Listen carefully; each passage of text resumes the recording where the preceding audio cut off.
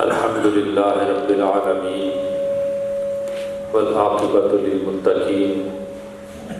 والصلاۃ والسلام علی سید الانبیاء والمرسلین اما بعد اعوذ باللہ من الشیطان الرجیم بسم اللہ الرحمن الرحیم یا ایتها النفس المطمئنہ ارجعی الی ربک راضیۃ مرضیہ فادخلی فی عبادی وادخلی جنتی صدق اللہ العظیم وصدق رسولہ النبی الکریم الامین ببرکتہ ان اللہ وملائکتہ یصلون علی النبی یا ایھا الذین آمنوا صلوا علیہ وسلموا تسلیما الصلاۃ والسلام علیک یا سیدی یا رسول اللہ الصلاۃ والسلام علیک یا سیدی یا حبیب اللہ الصلاۃ والسلام علیک یا رحمۃ للعالمین الصلاۃ والسلام علیک یا خاتم النبیین.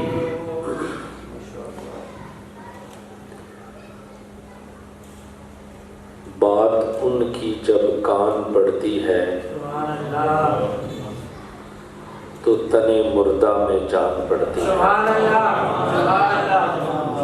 بات ان کی جب کان پڑتی ہے تو تنے مردہ میں جان پڑتی ہے اور ان کے در تک ہے فاصلہ کتنا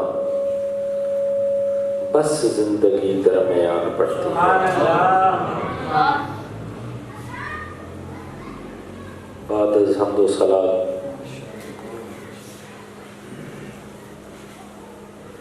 علماء کرام قبلہ شاہ صاحب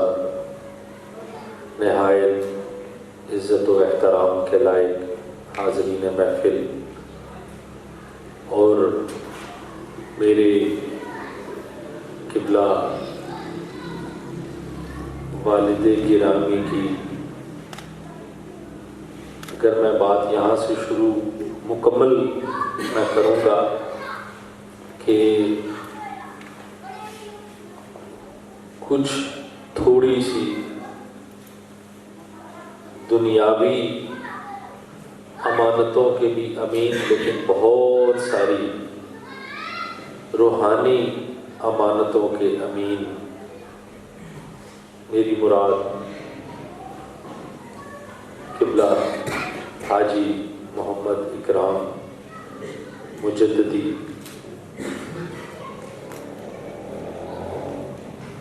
اکثر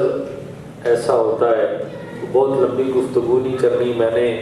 تقلید اپنے چچا جان کی کرنی ہے، 2-3 باتیں کر کے اور پھر دعا کرنی ہے کیونکہ دعا کا وقت جو مقرر تھا ہم اس سے آگے جا چکے ہیں. بلکہ غالباً شاید آپ جب صاحب فراش تھے ایک وہ سفر حرمین شریفین کا ایسا تھا جو میری یاد میں ہے کہ وہ والد گرامی قبلہ صاحب نے آپ کی رفاقت کے بغیر سفر حرمین جو ہے وہ اختیار کیا. تو یہ بات میں اس لیے نہیں کر رہا کہ یہ آج یہ سامنے بیٹھے ہیں تو میں اس لیے بات کر رہا ہوں. میں نہ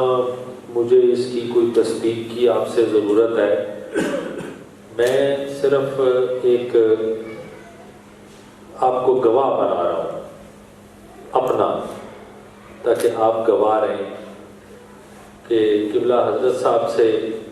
تمام عقیدت مندوں کی محبت جو ہے وہ مثالی ہے، بے مثال ہے. لیکن جو ان کے مزاج میں نے ایک جو خاص چیز جو میں نے ہر دفعہ دیکھی وہ یہ کہ وہ سفر، اس سفر کا کیا کہنا. تو اس سفر سے وہ جب وہ سفر اختتام کی طرف آتا ہے تو میں نے جو ایک چیز نوٹ کی، میں نے آپ کو جیسے پہلے کہا میں نے یہ سامنے بیٹھے اس لیے نہیں بات کر رہا، میں نے آپ کو اپنا گواہ بنانے کے لیے یہ بات کر رہا ہوں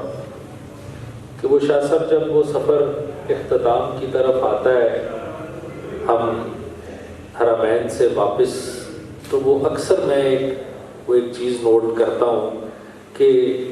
آخری دنوں میں ایک کوئی لمحہ یا ایک وقت یا ایسی ایک گھڑی آتی ہے کہ یہ اپنے شیخ کریم سے جو وہ اس بارگاہ سے جو اکرامات اور نوازشات لے کے وہ وہاں سے جب چلنے لگتے ہیں تو یہ بڑی خوبصورتی سے اس میں سے ایک بڑا حصہ حاصل کر لیتے ہیں۔ یہ میں نے، وہ تو یہ کہتے ہیں کہ جی میری، یہ ان کا یہ کہنا ہوتا ہے کہ میں ڈیوٹی پہ ہوں، جی میں ڈیوٹی اپنی کر رہا ہوں، لیکن یہ بات۔ دوسری بات، یہ ہمارے ایک بڑے ہی نہایت عظیم ساتھی علامہ عبدالرزاق نقشبندی مجدی صاحب دنیا سے چلے گئے۔ ساتھیوں، بات اس طرح ہے کہ وہ شخص تھے کہ جو آپ لوگوں کی اعمال کی قبولیت کا باعث تھے۔ کیا تھے؟ آپ لوگوں کی، میں نے بہت بڑی بات کی ہے، شاید آپ کی سمجھ سے میں یہ نہیں کہنا چاہتا کہ شاید اوپر سے تو نہیں گئی ہوگی، الفاظ میں نے بڑے آسان سے میں نے اس کا انتخاب کیا ہے کہ آپ لوگوں کی نیک اعمال کی قبولیت کا باعث وہ شخص تھا۔ کیسے تھا؟ اب میں اس کی آپ کو اس کے اوپر دلیل دینے لگا ہوں کہ حدیث پاک میں آتا ہے کہ آقا کریم علیہ الصلوۃ والسلام کا فرمان عالی شان کہ جب تک کسی محلے، کسی علاقے، کسی گاؤں، کسی شہر میں جب تک کوئی عالم دین نہیں آتا اس علاقے والوں کی عبادت درجہ قبولیت پہ نہیں پہنچتی۔ تو وہ یقیناً وہ ایک عالم دین تھے اور آپ کے اعمال کی قبولیت کا وہ باعث تھے، چلے گئے۔ لیکن جیسے چچا جان نے بھی کہا کہ یہ وہ ایک پھول جو ہے وہ ہمارے دامن میں ڈال گئے ہیں، ہم انشاءاللہ اس پھول کو کوشش کریں گے کہ اس طرح تو نہ صحیح وہ جو شفقت، جو فطری شفقت ان کو ملتی تھی، لیکن پیر خانہ انشاءاللہ، مرشد خانہ، چچا جان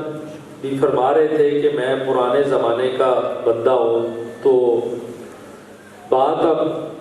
قبلہ پیر صاحب نے حکم فرمایا، شاہ صاحب نے، میں عالم دین بھی ہیں، آل رسول بھی ہیں، 4 پشتوں کا تعلق بھی ہے، میں روک نہ سکا ان کو، ٹوکنے کا تو سوال ہی پیدا نہیں ہوتا، عالم دین ہے۔ تو انہوں نے آپ سب کو حکم دیا کہ اٹھ کے کھڑے ہو جاؤ۔ تو چچا جان یہ بھی اس نئے دور کی ایک جو ہے نا، یہ ہے، یہ یقیناً جو ہے وہ پرانے دور میں کچھ ایسا نہیں تھا، یہ بھی اس ایک نئے دور کا جو ہے وہ حصہ ہے۔ اصالِ ثواب کی محفل ہے۔ آقا کریم علیہ الصلوۃ والسلام نے فرمایا کہ میری امت مرحوم ہے۔ کیا ہے؟ مرحوم ہے۔ بس 5 منٹ گھڑی کی طرف میں اب نظر رکھوں گا، 5 منٹ میں اپنی گفتگو کو میں نے سمیٹنا ہے۔ تو صحابہ نے عرض کی، یا رسول اللہ، یہ مرحوم کا کیا مطلب ہے؟ مرحوم سے آپ کی کیا مراد ہے؟ تو آقا کریم علیہ الصلوۃ والسلام نے جواب ارشاد فرمایا کہ ایسا ہو سکتا ہے، ایسا ممکن ہے کہ میرا ایک امتی جب دنیا سے جائے تو اس کے نامہ اعمال میں اتنی نیکیاں کہ وہ اللہ کی بارگاہ سے بخشش پا سکے، لیکن قیامت والے دن جب وہ اٹھے گا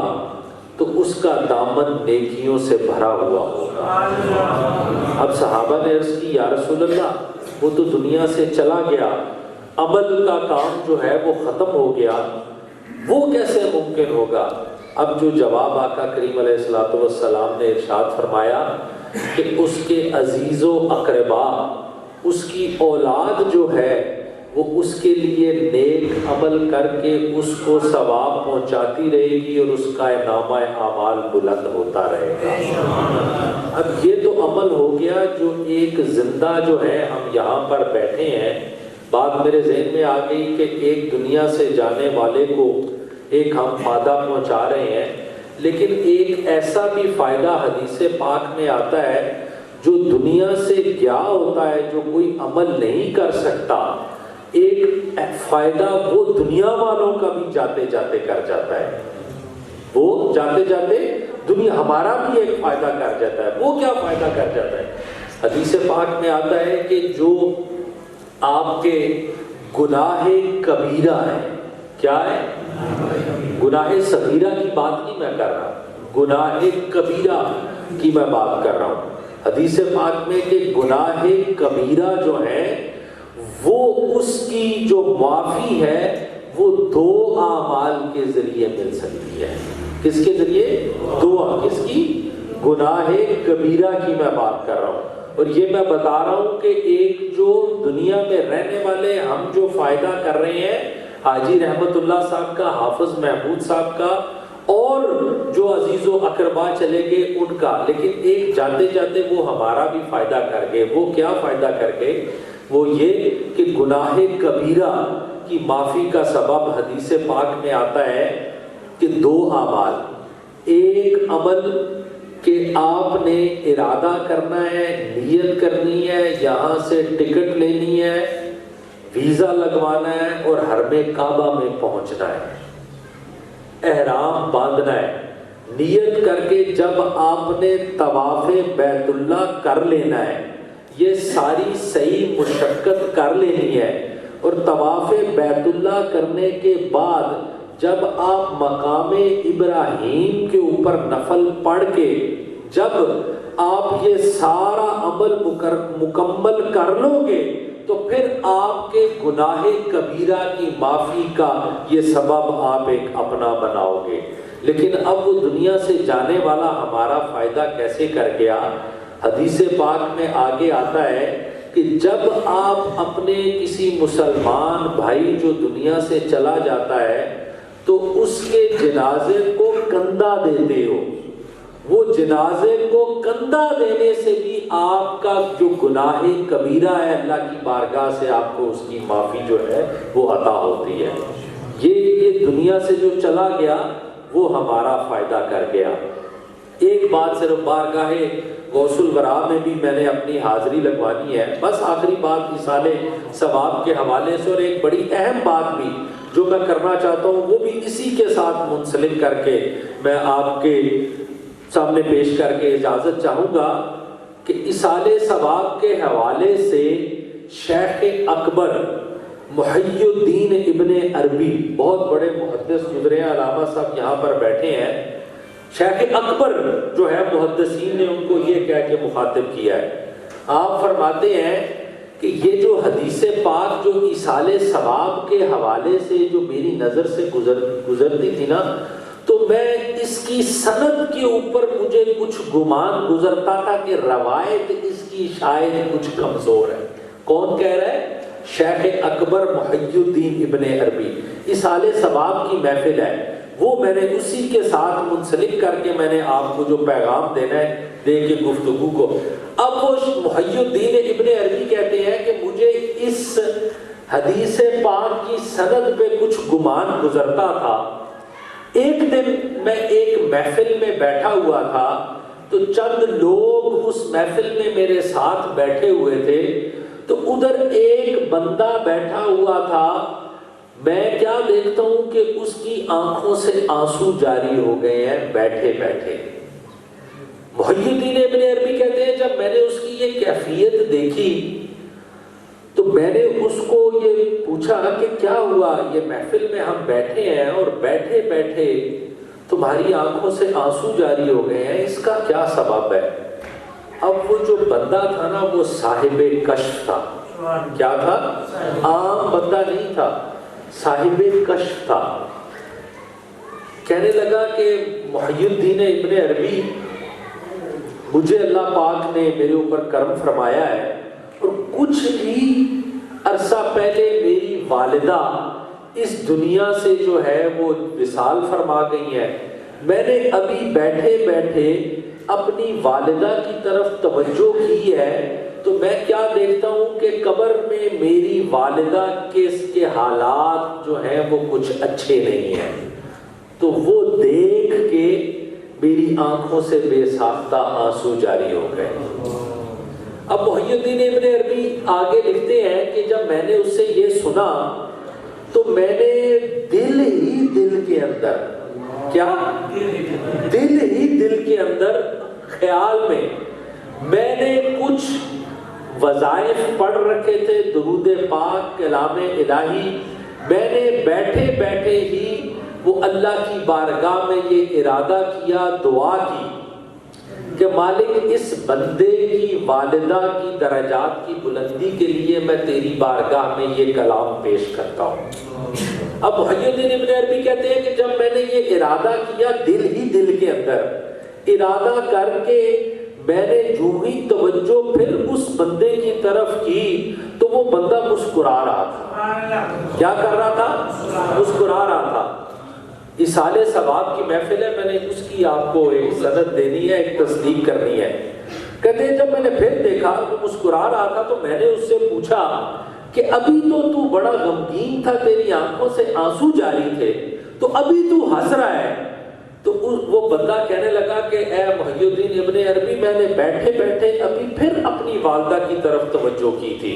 تو میں کیا دیکھتا ہوں کہ میری والدہ جنت کے باغ میں بیٹھی ہوئی ہے۔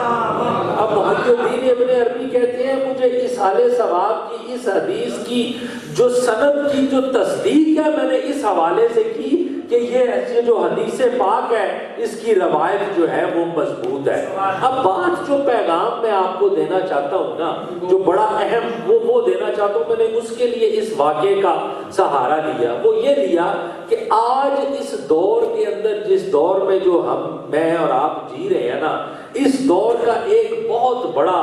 میں اس کو کیا کہوں، ہر دور کے اندر ایک فتنہ آتا ہے، لیکن آج کے دور میں جو فتنہ اب جو ان دنوں میں جو اٹھا ہوا ہے کہ جو کوئی اٹھتا ہے، رات کو بھی میں کہہ رہا تھا، کیمرہ لیا، فون لیا، ٹی وی لگایا، بیٹھ گیا، اس کے اوپر اپنی اس نے ایک جو ہے وہ تحقیق بنا کے پیش کر دی، اور آپ لوگوں نے بھی یہ نہیں دیکھنا کہ یہ بندہ جو ہے اس کا علمی معیار یا تحقیق کا معیار جو ہے، اس کی ذہنی حالت کیا اس قابل ہے کہ اس کی بات کو توجہ سے سنا جائے۔ اب اگر تو وہ بندہ کسی بھی حوالے سے محی الدین ابن عربی یا ہمارے اسلاف جس تقوی کے اس مقام پہ فائز تھے، اگر تو وہ ان کے برابر تھے پھر تو آپ ان کی باتیں سنیں، اگر وہ ان کے قدموں کی خاک سے بھی ان کا مقام نہیں ملتا تو پھر آپ نے ان کی باتوں کو توجہ نہیں دینی۔ یہ صرف اور صرف آپ کے جو نیک اعمال ہیں ان کے ضائع ہونے کا سبب تو بن سکتا ہے، آپ کو کسی منزل کی طرف نہیں لے کے جا سکتے۔ میں نے آپ کو ایک مضبوط دلیل پیش کی ہے، اب میں آپ کو بارگاہ غوثیت کے اندر لے کے جاتا ہوں کہ سرکار غوث پاک، وہی میں اپنے اسی بات مزید مضبوط کرنے کے لیے، غوث پاک فرماتے ہیں کہ اللہ کا ولی کوئی بھی اللہ کا ولی، ابھی وہ بات ہو رہی تھی نا اس دور کی، اب تو یہ دور ہی ایک عجیب آ گیا ہے، غوث علماء بیٹھے ہیں، میرے تو جو کم علم سا بندہ ہوں لیکن جتنا علم ہے اس کے اندر کہیں بھی میرے علم میں یہ غوث پاک کا یہ کوئی معمول نہیں آتا کہ آپ نے بیٹھ کے اپنی محفل میں بیٹھنے والوں کو کہا ہو کہ آؤ میں تمہیں دم کرتا ہوں یا میں تمہیں تعویذ دیتا ہوں۔ یار ان کی محفل میں بیٹھنے والوں کا تو کیا، میں اب فرمان سے آپ کو پتہ لگے گا۔ سرکار غوث پاک فرماتے ہیں کہ اللہ کا بندہ مقام ولایت پر، تصوف میں پہلا درجہ ہے، پہلا نہیں ہے، 7واں یا 8واں درجہ ہے تصوف کے میں جو درجات ہے اس میں ولی کا، کہ مقام ولایت میں پہ اس وقت تک فائز ہو ہی نہیں سکتا جب تک وہ اپنے آپ کو بکری کی مینگن سے زیادہ حقیر نہ جانے. یہ کون کہہ رہا ہے؟ یہ غوث پاک فرما رہے ہیں. اب آگے چل کے سرکار غوث پاک نے ایک اور بھی دلیل جو ہے وہ دی. وہ کیا دلیل؟ اب میں اس لیے کہ اپنی بات کو میں نے مضبوط کرنا ہے تاکہ آپ کو میری بات جو ہے وہ اسی ختم کے لیے چیزیں لے کے آئیں جو ہے ختم پاک پڑھیں کہ غوث پاک جو ہے وہ درجے ولایت پر اس وقت تک کوئی بھی ولی فائز ہی نہیں ہے. اللہ کا ولی درجہ ولایت پا ہی نہیں سکتا جب تک وہ اپنے آپ کو بکری کی مینگن سے بھی حقیر نہ جانے. تو ساتھیوں یہ پہلے یہ درجے جو اوائل درجات ہیں جو تصوف کے اس میں ولایت کا درجہ ہے. تو یہ ولایت کے درجے کے لیے یہ کوئی بھی یہ دلیل نہیں ہے کہ وہ آپ کو کوئی دم کرے یا تعویذ دے. نہیں، آگے جا کے سرکار غوث پاک نے ایک اور بھی نشانی جو ہے وہ فرمائی کہ جو اللہ کا ولی جب وہ درجہ ولایت پہ فائز ہو جاتا ہے، منصب ولایت اس کو مل جاتا ہے، وہ اپنی ولایت اللہ کی مخلوق سے اس طرح چھپاتا ہے جس طرح کوئی عورت اپنا حیض لوگوں سے چھپاتی ہے. یہ سرکار غوث پاک جو ہے یہ ولیوں کی نشانیاں بتا رہے ہیں. تو یہ اب آج کے اس دور میں جو نشانیاں ہیں یہ کوئی نشانی نہیں ہے. نشانیاں وہی ہیں جو ہمارے اسلاف جو ہیں وہ ہمیں بتا گئے ہیں. ہمارا عقیدہ ہمارا دین وہی ہے جو ہمارے اسلاف ہم تک پہنچا کے گئے ہیں، چھوڑ کے گئے ہیں. آج کے اس دور میں جو ہے یہ صرف فتنے کے علاوہ کچھ بھی نہیں ہے، کچھ بھی نہیں ہے. میں اکثر ایک بات کرتا ہوں، چچا جان بھی بیٹھے ہیں، کہ اب ظاہر ہے اب ہماری بھی کچھ مجبوریاں ہیں. ایک اور بات بھی جو میں کرنا چاہتا تھا میرے ذہن میں آ گئی، جیسے قبلہ پیر صاحب فرما رہے تھے نا، چچا جان نے بھی کہا کہ وہ علامہ صاحب نے کہا کہ ساری ڈیوٹی میری تو نہیں ہے نا، کچھ آپ کی بھی ڈیوٹی ہے. یار کچھ آپ کی بھی ڈیوٹیاں ہیں. پھر جب جو آپ کے علماء ہیں وہ آپ سے مخاطب ہو کے آپ کو کوئی بات کرتے ہیں تو پھر آپ کی طبع نازک پہ جو ہے وہ گراں بھی گزرتی ہے. ایک اور بات جو میں چچا جان آپ کی بھی موجودگی کا فائدہ اٹھاتے ہوئے میں کرنا چاہتا ہوں وہ یہ بڑے احترام کے ساتھ، وہ یہ کہ اس علاقے میں ایک خاص رواج میں نے دیکھا ہے جو کہ میں رات کو بھی بیٹھا بات کر رہا تھا کہ میں نے کہا کہ دینے سے اس سائڈ پہ یہ رواج میں نے نہیں دیکھا، دینے سے اسی سائڈ کے اوپر یہ رواج ہے. یار بات یہ ہے کہ اگر ہمارے اوپر مہربانی کاری دی ہے، ٹھیک ہے، اعلیٰ حضرت نے، تو اس کا مطلب یہ نہیں ہے کہ ہم ان کی مہربانی کو پکڑ کے علامہ صاحب انہوں کو اگے لگے جائیے کہ پھر سانو پوچھن جی ہونے کی دلیل لیا ہوتے سانو لگے. ٹھیک ہے، پھر فتاویٰ رضویہ جب ہم کھولیں تو اس میں سے ہمیں کوئی چیز ہی نہ ملے. ایک رواج ہے وہ یہ کہ نماز جنازہ کے موقع پر یہاں پر ایک طویل سلسلہ تقاریر جو ہے وہ کیا جاتا ہے. ٹھیک ہے جی، نماز جنازہ کے موقع پر اس پہ علماء کا کوئی جو ہے نا وہ ان کا گناہ نہیں ہے، کیونکہ یہ اب اگر آپ کو کہیں گے بھی نا، آپ کہیں گے دیکھو جی مولوی صاحب ایک ایک کر دیں، لیکن اس میں مولوی صاحب کا کوئی قصور نہیں ہے. ایک ریت روایت جو ہے وہ آہستہ آہستہ چلتی ہے تو وہ چلتے چلتے پنپتے وہ ایسی پنپ جاتی ہے کہ پھر وہ لوگوں کے ذہنوں کے اندر جو ہے نا وہ ایک چیز جو ہے وہ راسخ ہو جاتی ہے کہ یہ عمل شاید ضروری ہے. اب یہ بھی میں نے جو نوٹ کیا 3-4 موقعوں کے اوپر کہ یہ بھی اب مجبوراً آپ کے اس طرف توجہ نہیں دلاتے، ورنہ میری جتنے بھی علماء سے میں نے اس موضوع پہ بات کی تو سب نے میری اس رائے سے اتفاق کیا کہ نماز اب وہ جو سفر ہوتا ہے نا وہ جو جاری ہوتا ہے، یقیناً اس میں کوئی شک نہیں کہ وہ جو وہاں پہ جو تبلیغ دین کی جاتی ہے اس کا ثواب اس کو دنیا سے جانے والے کو بھی ہوتا ہے، سننے والوں کو بھی ہوتا ہے، تبلیغ کرنے والے کو بھی ہوتا ہے. لیکن اصل جو بات جو میں کہنا چاہتا ہوں وہ یہ کہ یہ بھی ایک اچھا عمل ہے، لیکن اگر اس کو فائدہ ہی پہنچانا ہے تو پھر کیوں نہ سب سے افضل عمل جو ہے وہ کیا جائے،